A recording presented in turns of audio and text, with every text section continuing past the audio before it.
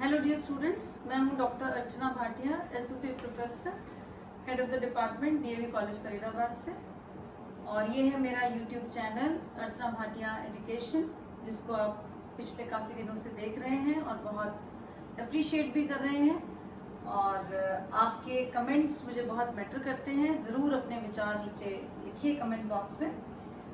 और एक स्टूडेंट ने मुझे मेल लिखकर ये रिक्वेस्ट करी थी कि मैम फॉर्मूलेस को लर्न करने का भी कुछ तरीका बताइए, जिसकी वजह से ये पहला सीरीज लेकर मैं आपके सामने हूँ, जिसमें आज हम प्रोबेबिलिटी के फॉर्मूलेस को लर्न करेंगे। तो मैंने इन स्लाइड्स में प्रोबेबिलिटी से रिलेटेड जितने भी इम्पोर्टेंट फॉर्मूलेस हैं सारे एक जगह पर कर दिए हैं, ताकि जब आप इस वीडियो को देखें तो आप फॉर्मूलेस को रिवाइज करते हुए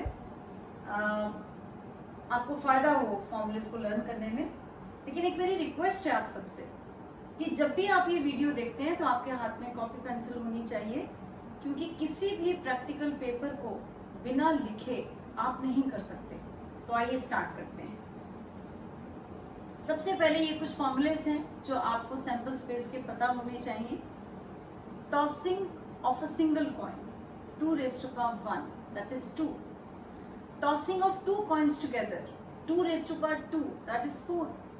Tossing of 3 coins together 2 raised to power 3, that is 8 will be the sample space.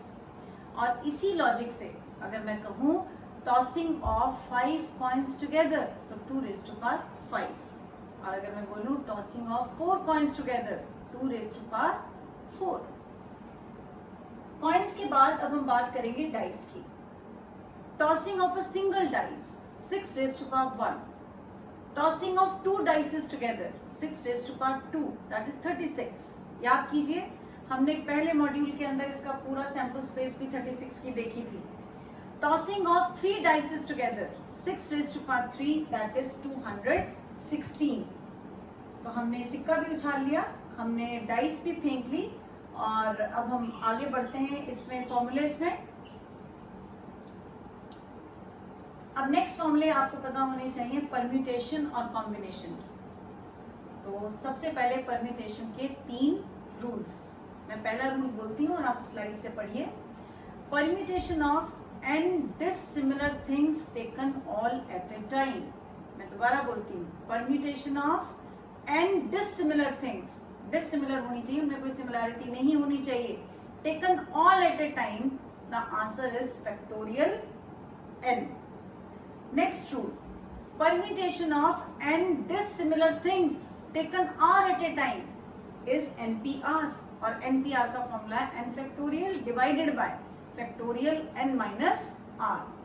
Third rule of permutation, permutation of n things out of which p are of one kind and r of another kind.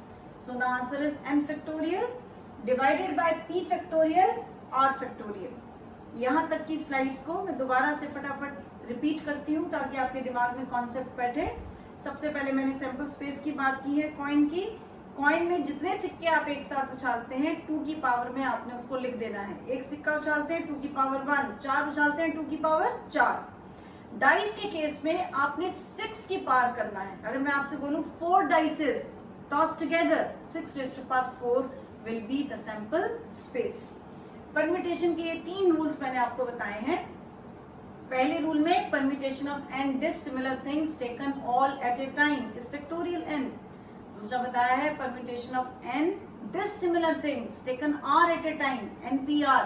और तीसरा formula मैंने आपको बताया है permutation of n things out of which p are of one kind and r of another kind will be n factorial divided by p factorial r factorial.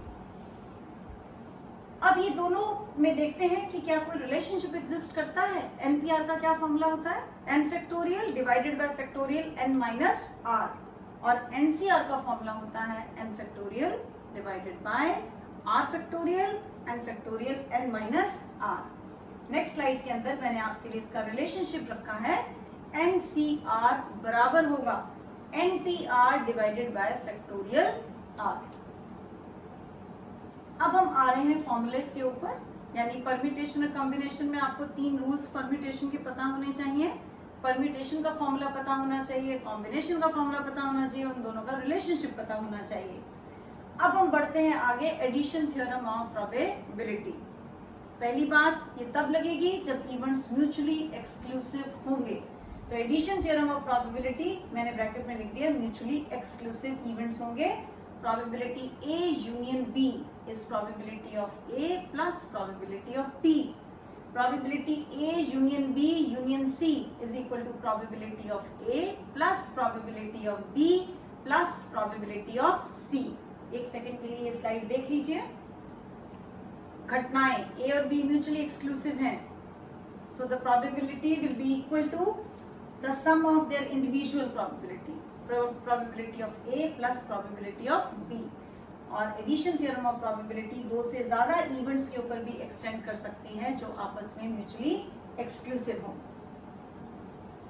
जब हम बात करते हैं modified form of addition theorem की, तो ये तब लगती है जब घटनाएं म्यूचुअली एक्सक्लूसिव नहीं होती। Probability A union B is equal to probability of A plus probability of B minus probability A intersection B। मैं बोलती हूँ, मेरे बोलने के साथ साथ स्लाइड के ऊपर कॉन्सेंट्रेट कीजिए। जब घटनाएं म्यूचुअली एक्सक्लूसिव नहीं होती तो modified form of addition theorem लगती है।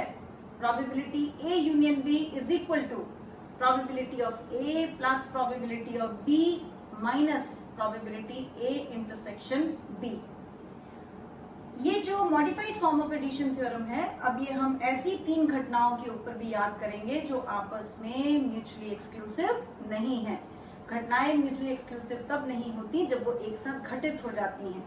Probability A union B union C बराबर probability A plus probability B plus probability C minus probability A intersection B minus probability B intersection C minus probability A intersection C plus probability A intersection B intersection C। दोबारा से देखिए, modified form of addition theorem of probability, it is to be applied when the events are not mutually exclusive। probability PA union B is equal to PA plus PB minus PA intersection B, and PA union B union C is equal to PA plus PB plus PC minus PA intersection B minus PB intersection C minus PA intersection C plus PA intersection B intersection C। जब घटनाएं independent होगी, स्वतंत्र होंगी, जब उनकी अक्रंस एक दूसरे को प्रभावित नहीं करेगी, उस केस में मल्टीप्लिकेशन थ्योरम ऑफ प्रोबेबिलिटी लगेगी। जब घटनाएं स्वतंत्र होंगी तो प्रोबेबिलिटी A भी बराबर होगी probability of A multiplied by probability of B। और जब तीन घटनाएं आपस में स्वतंत्र होंगी तो PA multiplied by PB multiplied by PC। उसके बाद है modified multiplication theorem of probability. ये उस केस में लगेगी जब घटनाएं डिपेंडेंट होंगी। जब घटनाएं एक दूसरे पर निर्भर करेंगी तो मॉडिफाइड मल्टीप्लिकेशन थ्योरम लगती है, जिसको हम कंडीशनल प्रोबेबिलिटी भी बोलते हैं। So probability A B probability of A multiplied by probability B over A। इसका क्या मतलब है? इसका मतलब है conditional probability of B when the event A has already occurred. अगर तीन घटनाएं आपस में डिपेंडेंट होंगी तो पहले A घटना की probability multiplied by P B over A। B over A का मतलब conditional probability of B when the event A has already occurred multiplied by probability C बटे AB। इसका मतलब conditional probability of C when the events A and B have already occurred. ये बहुत important formula है। Probability problem will be solved, या इस फॉर्मूले को हम बोलते हैं probability at least one of them solves the problem. इसका फॉर्मूला होता है 1 minus probability problem will not be solved. 1 minus P1 multiplied by 1 minus P2 multiplied by 1 minus P3 dash dash dash। इसका मतलब न्यूमेरिकल में 5 बच्चों की बात की है तो ये 5 बार ही आएगा, 3 बच्चों की बात की है तो 3 बार ही आएगा। और क्लास में स्टूडेंट्स का किसी भी स्टैटिस्टिक्स की प्रॉब्लम को सॉल्व करना आपस में एक स्वतंत्र घटना है, इसलिए हमने इसको यहाँ पे मल्टीप्लाई कर दिया। नेक्स्ट फॉर्मूला है ME। ME का मतलब मैथमेटिकल एक्सपेक्टेशन। ME बराबर होता है P multiplied by M। I am again repeating, ME is equal to P multiplied by M। यहाँ पे ME का मतलब मैथमेटिकल एक्सपेक्टेशन, P का मतलब probability of happening of an event, और M का मतलब money to be received on happening of an event. अब नेक्स्ट स्लाइड पे आते हैं। ये लास्ट फॉर्मूला है बेस थ्योरम का। सबसे पहले चार्ट बनाना चाहिए। This is prior probability, probability A1 and probability A2। This is conditional probability P when the event A1 has already occurred, again the conditional probability of P when A2 has already occurred. This is joint probability, that is prior probability multiplied by conditional probability। तो इस chart में event, prior probability, conditional probability and joint probability, इसको बनाने के बाद हम posterior probability निकालते हैं जिसको हम बेस थ्योरम बोलते हैं, और बेस थ्योरम का दूसरा नाम है इनवर्स प्रोबेबिलिटी। ये निकलती है joint probability divided by sum of joint probability, यानी probability A1 over B is joint probability of A1 divided by sum of the joint probability. तो यहाँ पे मैंने जॉइंट प्रोबेबिलिटी ऑफ A1 ही लिखी है, probability A1 multiplied by probability B over A1 divided by sum of the joint probability. This was the Bayes theorem, और यहाँ तक ये सारे जो फॉर्मूलेज हैं मैंने आपको क्विकली रिवाइज करा दिए हैं। कॉपी पेन से लेकर बैठिए और ढंग से ये सारे फॉर्मूलेज लिखिए। आई होप आपको समझ में आया होगा, और आपके कमेंट्स का मुझे ज़रूर इंतज़ार रहेगा। Thank you.